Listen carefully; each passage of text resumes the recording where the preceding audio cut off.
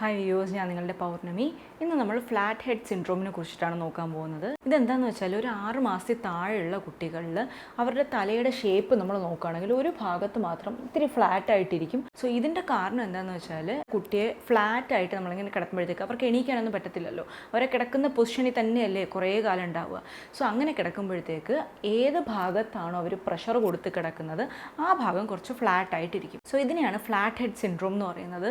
ഞാൻ വീഡിയോയ്ക്കുള്ളിൽ പോകുന്നതിന് മുന്നേ ഒരു കാര്യം പറയാം. കുറേ പേര് എൻ്റെ അടുത്ത് ചോദിച്ചു, ഞാൻ ഗൈനക്കോളജിസ്റ്റ് ആണോ എന്ന് ചോദിച്ചു. അല്ല, ഞാനൊരു ഡെൻറ്റിസ്റ്റ് ആണ്. അപ്പോൾ എൻ്റെ മോക്ക് തലയുടെ പുറകിൽ ഇങ്ങനെ ചെറുതായിട്ടൊരു ഫ്ലാറ്റ് ആയിട്ട് ഇങ്ങനെ തോന്നിയപ്പോഴത്തേക്ക് സംഭവം എന്താണെന്ന് അറിയാമെങ്കിൽ നമ്മുടെ കുട്ടിയാകുമ്പോൾ നമുക്ക് വീണ്ടും ഒരു വെപ്രാളം വരുമല്ലോ. അങ്ങനെ ഞാൻ അവളുടെ ഡോക്ടറെ അടുത്ത് ചോദിച്ചപ്പോൾ ഡോക്ടർ കുറേ കാര്യങ്ങളൊക്കെ പറഞ്ഞിട്ടുണ്ടായിരുന്നു. അതാണ് ഞാൻ ഇന്നത്തെ വീഡിയോയിൽ പറയുന്നത്. സോ ഫ്ലാറ്റ് ഹെഡ് സിൻഡ്രോം പൊതുവേ ഫുൾ ടേം ബേബീസിലും വരാറുണ്ട്, പ്രീ ടേം ബേബീസിലും വരാറുണ്ട്. പക്ഷേ പ്രീ ടേം ബേബീസിൽ കുറച്ച് കൂടുതലായിട്ട് നമുക്ക് കാണാൻ പറ്റും. കാര്യം എന്താണെന്ന് വെച്ചാൽ അവരുടെ സ്കള്ള് കുറച്ചുകൂടെ സോഫ്റ്റ് ആയിരിക്കും. സോ അതുകൊണ്ട് തന്നെ നമ്മൾ ഒരു പൊസിഷനിൽ തന്നെ ഇങ്ങനെ കിടത്തുമ്പോഴത്തേക്ക് ആ ഭാഗം കുറച്ച് ഫ്ലാറ്റായി പോകും. ഇത് കുട്ടീനെ ഫ്ലാറ്റായിട്ട് കിടത്തുന്നത് കൊണ്ട് മാത്രമല്ല, ചിലപ്പോൾ കാറിൻ്റെ സീറ്റിൽ കുറേ സമയം നമ്മൾ ഇരുത്തി ട്രാവലൊക്കെ ചെയ്യുമ്പോഴത്തേക്ക് കാറിൻ്റെ സീറ്റിന് പുറകെ അവരിങ്ങനെ ചാരി ഇരിക്കത്തില്ല, ആ ഭാഗം ഫ്ലാറ്റായി പോവാം. അതുപോലെ സ്ട്രോളർ യൂസ് ചെയ്യുമ്പോഴത്തേക്ക് അതിൽ ചാരിയിരിക്കുന്ന ഭാഗം ഫ്ലാറ്റായി പോവാം. ക്രാഡിൽ കിടത്തുമ്പോഴത്തേക്ക് അങ്ങനെ തല വെച്ചിട്ട് കിടക്കുന്ന ആ ഭാഗം ഫ്ലാറ്റ് ആകാം. സോ ഇങ്ങനത്തെ സിറ്റുവേഷനിലൊക്കെ തന്നെ എങ്ങനെയാണോ പ്രഷർ കൊടുക്കുന്നത് ആ ഭാഗത്ത് ഫ്ലാറ്റ് ആകാനുള്ള സാധ്യതയുണ്ട്. ഇനി രണ്ടാമത്തെ ഒരു റീസൺ എന്ന് പറയുന്നത്, ഇത് അത്ര കോമൺ ഒന്നുമല്ല. ചില കുട്ടികൾക്ക് ഒരു 3 മാസം കഴിഞ്ഞാലും കഴുത്തിങ്ങനെ തിരിച്ചു നോക്കാനായിട്ട് പറ്റത്തില്ല. കഴുത്തിൻ്റെ മസിൽസിൻ്റെ സ്റ്റിഫ്നെസ് കാരണമാണ് ഇങ്ങനെ തിരിച്ചു നോക്കാനായിട്ട് പറ്റാണ്ട് സ്ട്രെയിറ്റ് ആയിട്ടാണ് കിടക്കേണ്ടി വരുന്നത്. അങ്ങനെ കിടക്കുന്ന കുട്ടികളിൽ ഈ ഫ്ലാറ്റ് ഹെഡ് സിൻഡ്രോം വരാം. ഇങ്ങനെ കഴുത്തിൻ്റെ മസിൽസ് സ്റ്റിഫായിരിക്കുന്ന കണ്ടീഷനെ പറയുന്നത് ടോർട്ടിക്കോളിസ് എന്നാണ്.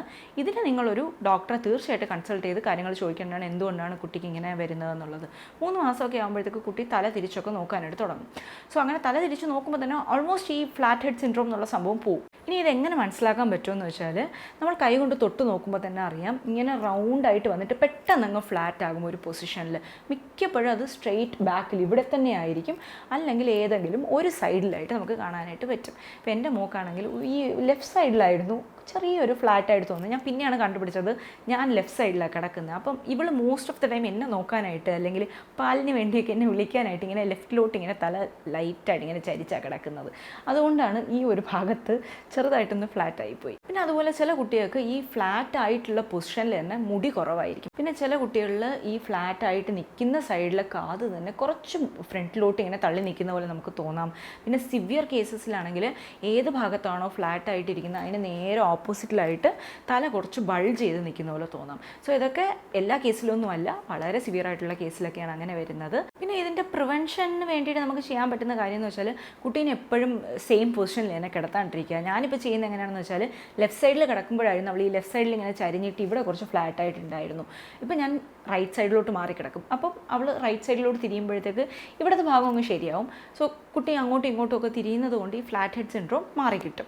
പിന്നെ ടമ്മി ടൈം കൊടുക്കുന്നതും യൂസ്ഫുൾ ആയിരിക്കും. ടമ്മി ടൈം എന്ന് പറയുന്നത് കുട്ടി എങ്ങനെ നെഞ്ചിലും വയറിലുമായിട്ട് ഇങ്ങനെ കിടത്തുന്നതാണ്. ഇത് കഴുത്തിൻ്റെ മസിൽസ് സ്ട്രെങ്തൻ ചെയ്യാനും സഹായിക്കും, അതുപോലെ തന്നെ ഈ ഫ്ലാറ്റ് ഹെഡ് സിൻഡ്രോം വരാണ്ടിരിക്കാനും സഹായിക്കും. പിന്നെ അതിന് വേറെയും കുറേ ബെനിഫിറ്റ്സ് ഒക്കെ ഉണ്ട് കേട്ടോ. അത് ഞാൻ ഡെഡിക്കേറ്റഡ് ആയിട്ട് ഒരു വീഡിയോ ചെയ്യാം. പിന്നുള്ളൊരു കാര്യം, നമുക്ക് പറ്റുമ്പോൾ കുട്ടീനെ കയ്യിലെടുത്തിട്ട് നടക്കുക, സ്ട്രോളർ എപ്പോഴും യൂസ് ചെയ്യാണ്ടിരിക്കുക. അപ്പോൾ കുറേ സമയമൊക്കെ ഇങ്ങനെ ചാരി ഇരിക്കുന്നത് അവോയ്ഡ് ചെയ്യുമ്പോൾ തന്നെ ആ ഷേപ്പ് മാറി കിട്ടും. പിന്നെ ഡോക്ടർ പ്രത്യേകം പറഞ്ഞൊരു കാര്യം എന്താണെന്ന് വെച്ചാൽ, കുട്ടിയുടെ തല അങ്ങനെ കുറച്ച് ഫ്ലാറ്റായിട്ട് ഇരിക്കുന്നൊന്നും കാര്യമാക്കണ്ട, വളരുമ്പോഴതങ്ങ് ശരിയാവും. അതിന് വേണ്ടിയിട്ട് പിടിച്ചമർത്തി ഉരുട്ടി തിരുമുകയോ അല്ലെങ്കിൽ ഉരുട്ടി എണ്ണയൊക്കെ തേച്ച് ഉരുട്ടി എടുക്കുകയോ ഒന്നും ചെയ്യരുത്. മിക്ക കുട്ടികളിലും നമുക്ക് കാണാനായിട്ട് പറ്റും. ചിലർ ശ്രദ്ധിക്കും, ചിലർ ശ്രദ്ധിക്കത്തില്ല. അതുകൊണ്ട് അങ്ങനെ പ്രഷറൊക്കെ കൊടുത്ത് ഉരുട്ടിയൊന്നും എടുക്കാൻ പാടില്ല എന്ന് പറഞ്ഞതുകൊണ്ട് ഞങ്ങൾ അതൊന്നും ചെയ്തിട്ടില്ല. ഇപ്പം അത് മാറി, ഓൾമോസ്റ്റ് അത് കാണാൻ തന്നെ ഇല്ല. എനിക്കത് മുന്നേ അറിയാവുന്നുള്ളത് കൊണ്ട് കൈ വെച്ച് നോക്കുമ്പോഴത്തേക്ക് വളരെ മൈൽഡായിട്ടൊരു പോർഷനിൽ നമുക്കിങ്ങനെ കാണാനായിട്ട് പറ്റും.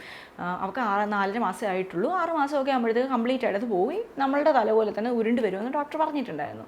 സോ ഇത് ഭയങ്കരമായിട്ട് ടെൻഷൻ അടിക്കേണ്ട ഒരു കാര്യമൊന്നുമല്ല. കുട്ടി വളരുമ്പോഴത്തേക്ക് അത് തന്നെ താനങ്ങ് ശരിയാവും. കാര്യം അവർ തന്നെ തലയുടെ പൊസിഷനൊക്കെ മാറ്റുമ്പോഴും എഴുച്ചിയൊക്കെ ഇരുന്ന് തുടങ്ങുമ്പോഴും ഈ തല നോർമലായിട്ടുള്ള പൊസിഷനിൽ വരും. കാര്യം നമ്മളുടെ സ്കള്ള് പോലെ ഭയങ്കര ഹാർഡല്ല അവരുടെ സ്കള്ള് ഭയങ്കര സോഫ്റ്റാണ്.